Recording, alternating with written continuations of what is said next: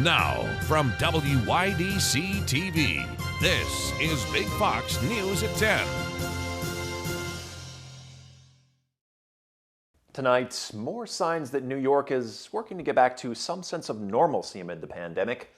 As of Thursday, domestic travelers will no longer have to quarantine when they visit. Matt King tells us what this means for the state's travel industry. I'm from Arizona. We are from Frederick, Maryland. Pittsburgh, Pennsylvania. We come from Wisconsin. While the end of New York State's required quarantine period for domestic travelers Thursday received attention from elected leaders and members of the media, and as you'll soon see, elicited both joy and relief from those in or reliant upon the tourism industry, those visitors already in the city seemed unaware a required quarantine period ever existed. When we got here? No, not when we got here, no. Yes, once we get back. Most of us have already vaccinated. Visitors to the city dropped by nearly 2/3 in 2020, and NYC and Company estimates a little more than half of 2019's pre-pandemic tourists might visit the city and its many sites and attractions in 2021. The Brooklyn Bridge, the Empire State. Be here, take some pictures, and then go down to Hudson Yards. We're supposed to get like 20,000 staff before we go home. First, Times Square. Times Square accounts for just 1/10 of the city's total landmass, but 15% of its economic output, providing 1 out of every 3 of the city's tourism and cultural jobs. Until Broadway returns, our businesses will not fully recover. Times Square Alliance Senior Vice President Regina Fojas reminds us Broadway's still closed. 39 theaters support 90,000 jobs. Pre-pandemic, Times Square saw 360,000 pedestrians every day. That number plummeted into the 5 figures over the last year, but started climbing again in the fall, reaching a little less than 1/3 of its former average during the month of March. I think that the additional lifting of the quarantine restrictions is just going to make people more confident to come out and travel. The quarantine requirement remains in place for international travelers who spend an average of 4 times more money in the city than domestic visitors per NYC and Company, leaving the crowds of tourists that spent $46 billion a year and supported 400,000 jobs in the city noticeably absent to residents, repeat visitors, and first-timers. From TV, yeah. Hoping for a little time with family and friends this Easter weekend? The Centers for Disease Control and Prevention says go for it. That is, if everyone has been fully vaccinated. Health experts say it's just too soon to let your guard down, especially as COVID-19 variants continue to spread. As Britt Conway reports, they're concerned some of those variants could drive another surge. And I'm quite worried about the variants. Around the country, COVID-19 cases caused by variants are on the rise, just as health experts have been predicting. I think it's probably a combination of pandemic fatigue, loosening of people's guard, insufficient vaccination. We are lulled into this false sense that this thing can't get to us. We seem to be getting not only many variants, but variants of concern almost every week. The Centers for Disease Control and Prevention says the variants of concern right now include the one first identified in the UK, the one spotted in South Africa, and the one found in Brazil. Every state has reported at least one case of one of these variants, but the one from the UK is the most dominant right now, with more than 12,000 cases in the U.S. so far. Florida has the most, followed by Michigan. The spread of these variants is part of the reason an updated model from the University of Washington's Institute for Health Metrics and Evaluation now estimates more than 609,000 total U.S. deaths from COVID-19 by July 1st. If behaviors stay the same. Health experts say booster shots might be needed to target emerging variants, but the vaccines we already have do offer some protection. It has the potential to a greater or lesser degree to also protect against a range of variants. I'm Britt Conway reporting. Upwards of 2,600 children have been diagnosed with a rare but serious COVID-19 related condition called multisystem inflammatory syndrome. That's according to new numbers the CDC has been tracking since May of last year. Out of the children diagnosed with MISC, 33 have died.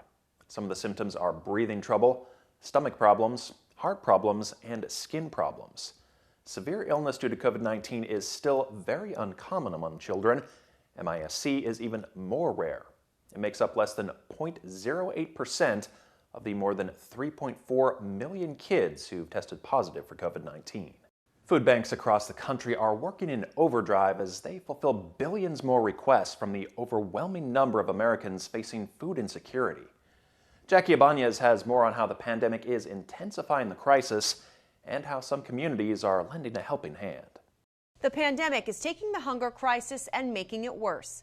According to new data from Feeding America, during the last few months of 2020, food banks gave out roughly 42% more food than they did during the same time in 2019. That extra meal, it goes a long way. It really does. Early numbers for 2021 still being calculated. Based on data collected so far, officials predict food banks will give out at least 6 billion meals this year alone, roughly 2 billion more than before the pandemic. Hunger is a particular concern for children. The problem is evident in places like Jefferson County, Mississippi, where every student qualifies for a free breakfast and lunch while in school. But with most still learning remotely, district officials fear many are not getting fed. To not have a meal from the school means the student may not eat at all that particular day. So they're bringing the food directly to their homes. A lot of kids didn't have the opportunity nor the transportation to pick up the meals. We know if we don't meet their basic needs, then we definitely can't prepare them academically.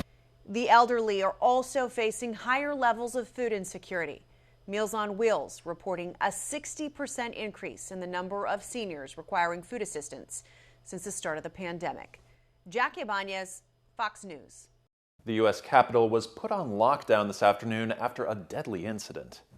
Capitol Police responded to the North Barricade where a car was driven into 2 police officers.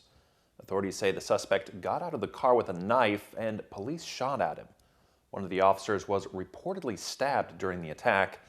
The 2 officers and the driver of the vehicle were taken to the hospital, but one of the officers and the suspect died from their injuries. Totally unnecessary. That's how the head of the homicide division for the Minneapolis Police Department described Derek Chauvin's actions the day George Floyd died. Chauvin, now fired from the force, has pleaded not guilty to multiple charges, including second-degree unintentional murder. Camila Bernal has our update on his trial tonight. If your knee is on a person's neck, that can kill him. The longest-serving and most senior member of the Minneapolis Police Department says Derek Chauvin went against training during the arrest of George Floyd. In all the years you've been working for the Minneapolis Police Department, been trained to kneel on the neck of someone who is handcuffed behind their back in a prone position. No, I haven't. What level of force might that be? That would be the top tier, the deadly force. Chauvin's knee was on Floyd's neck for more than 9 minutes. Pulling him down to the ground, face down, and putting your knee on the neck for that amount of time is just uncalled for. Minneapolis Police Department policy allows a police officer to use whatever means are available to him to protect himself and others, right? Yes. Did you see any need for Officer Chauvin to improvise by putting his knee on Mr. Floyd for 9 minutes and 29 seconds? No, I did not. Lieutenant Richard Zimmerman testifying officers have a duty to provide life-saving care even before paramedics arrive. You need to provide medical care for the person that is in distress. On this Good Friday, some good news for the U.S. economy. Ray Bogan has the latest jobs report from the Labor Department and what it means as the nation works to recover from the pandemic. The economy is proving rebounds aren't just for March Madness.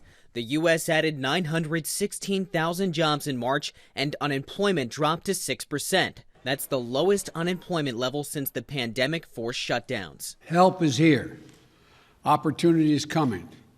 And at long last, there's hope. The positive job numbers coming as President Biden makes a push for his multi-trillion-dollar infrastructure plan. The president holding his first cabinet meeting Thursday. And one of those other things, our administration is a commitment to Buy American, the plan we're putting forward, to make sure that when the government is spending taxpayers' money, that they're spending it on American-made goods, American corporations, and American employees. The president says it's important for Americans to get more help and is calling on cabinet secretaries to help sell the plan. But Republicans are not on board. The net impact of many of these Democratic policies are to actually hurt the people they say they're helping. But the economy is still directly linked with the coronavirus pandemic. The Biden administration says it's on track to meet its goal of 200 million vaccine shots in arms by late this month. So with all of these vaccinations, it's important for people to still remember to wear masks. Another sign that things are starting to get back to normal, the president says he's looking forward to Easter, given he and some of his family members are vaccinated and hope to get together. In Washington, Ray Bilgan, Fox News. Still ahead tonight, a new study is giving researchers better insight into how COVID-19 spreads in daycares and classrooms. Particularly hard, like non-porous objects like countertops or plastic toys, for example. The most important sources of risk and the best way to protect children against the virus, coming up. Now, your Twin Tiers forecast from Big Fox. Tonight's Big Fox forecast is brought to you by William Mattar. Good evening, everyone. I'm meteorologist Kim Walker with your weather update. Could you believe it? Today was even cooler than it was yesterday. It was quite cold out there with readings in the 30s in the afternoon. We did see some sunshine, though, but that really didn't help to warm us up. In Elmira, about 3 degrees cooler. Corning, around 2 degree cooler in Bath and also in Watkins Glen. The cool air will linger into tomorrow. Temperatures will be a little bit closer to normal, though, so that's something to look forward to. And we are expecting some periods of sunshine as well. This comes as high pressure builds in, initially bringing that cooler air from the north, but we are going to see a surge of warm air return as this high shifts to the east, and it will allow those south winds to return by early next week. So if you're going to be doing any spring cleaning for tomorrow, taking a break from shoveling the snow, temperatures will be around 23 degrees. So it's going to be a cold start to the day. We are going to see sunshine in the early part of the day, and then clouds will start to increase in the afternoon. 40 degrees at 10 o'clock, by 3 o'clock, 52. So it's going to be a lot warmer than today. We're talking about nearly 20 degrees warmer than today. And then 48 degrees our temperature reading around 6 o'clock with cloudy conditions. On Sunday and Monday for Easter Sunday, and then moving into your Monday, again, high pressure will continue to shift off to the east, allowing for those south winds to return. The jet stream will also retreat back to the north, and that's going to allow for the warm air to stick around our area. In fact, temperatures by early next week will be about 10 degrees above normal. But for your Easter Sunday, we are expecting pretty mild conditions, not bad. 37 degrees at around 7 o'clock, by noon around 57 degrees.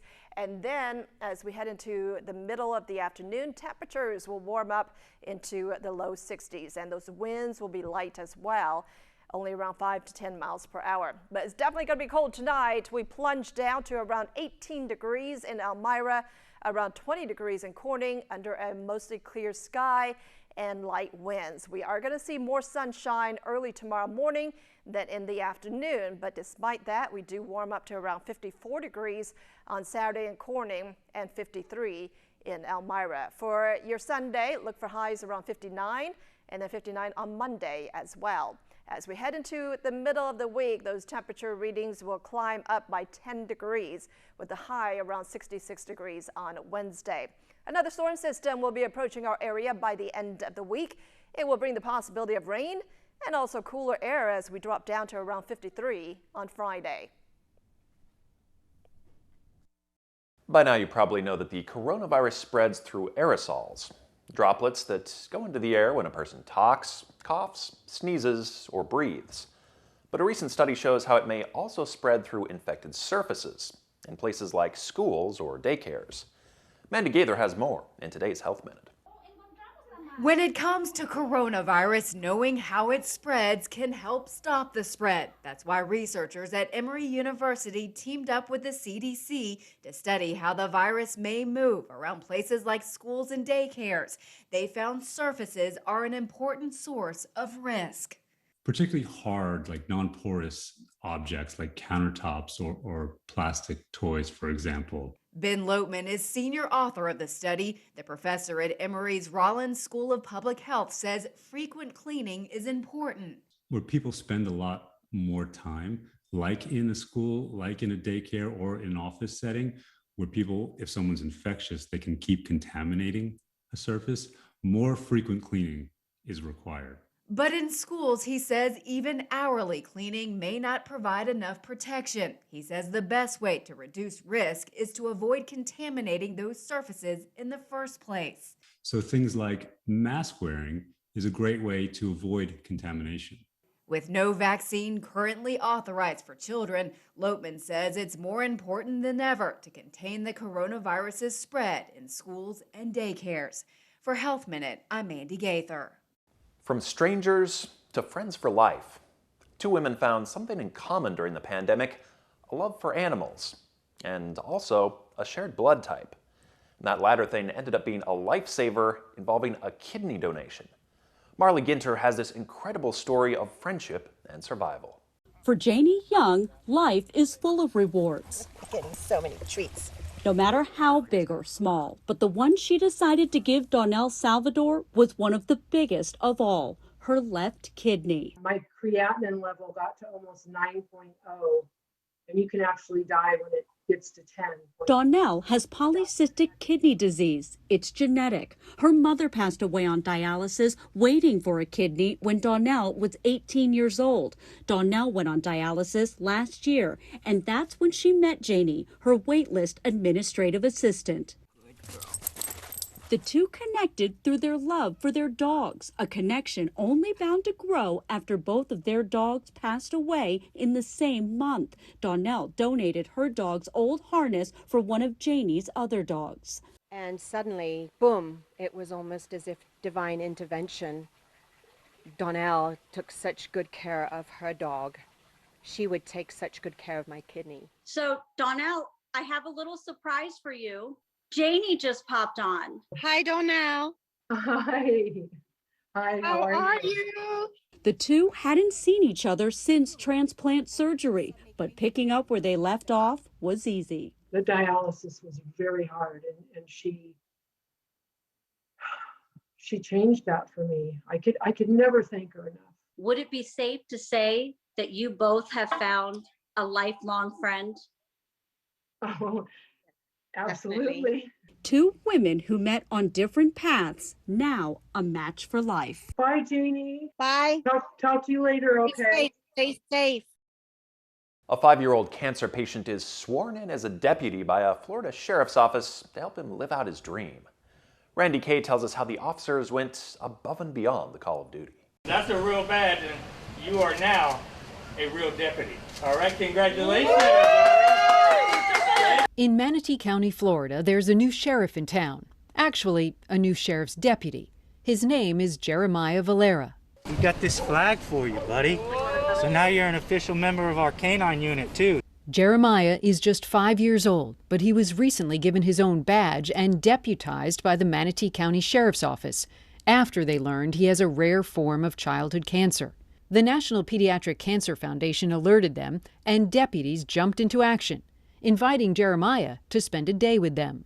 I have a son myself, 11 years old, a little older than Jeremiah, but to see him and his strength and what he's going through was amazing to see. To put a smile on his face for that day was worth it. How's that, bud?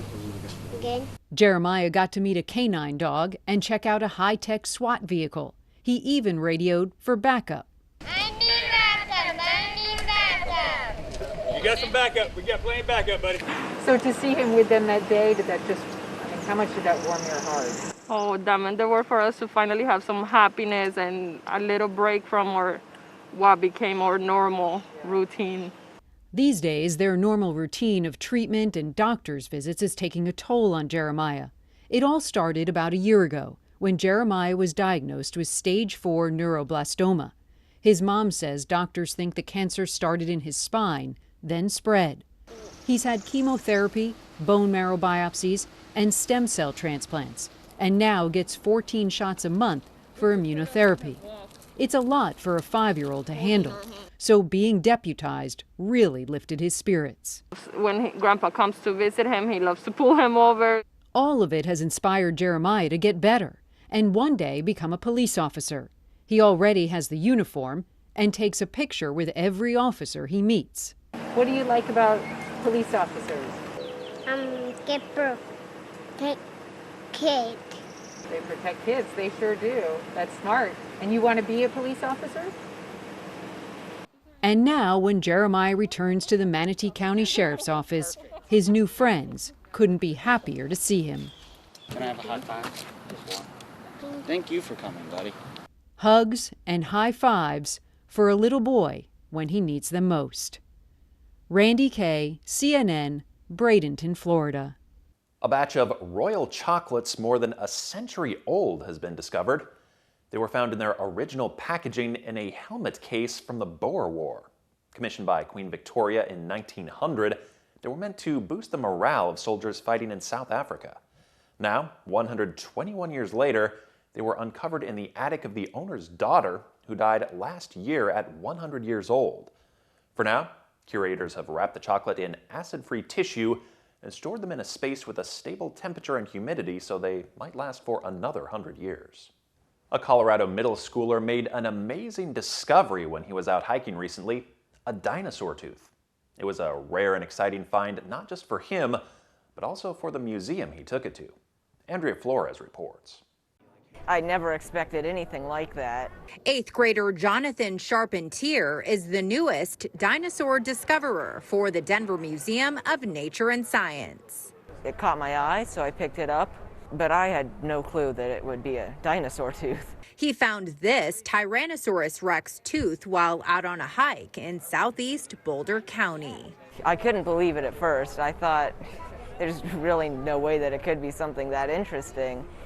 But something that I felt said, well, send an email to the museum and see if they can say anything about it. And then this was embedded in with the skull. So Jonathan turned the tooth over to dinosaur curator Joe Sertich. He says Colorado is prime T-Rex territory. based on the area where this tooth came out, it's what we call the Laramie Formation, which is between about 68 million and 68.5 million years old. So it's about 2.5 million years before dinosaurs go extinct. So this is one of the last dinosaurs that lived here in Colorado. Jonathan's discovery means a bigger dig for more dinosaur bones. It's going to probably kick off a lot of new research. So we're going to go back out to this area, maybe with Jonathan, and we're going to collect more bones. And hopefully there's more of a T-Rex out there waiting for us to dig it up.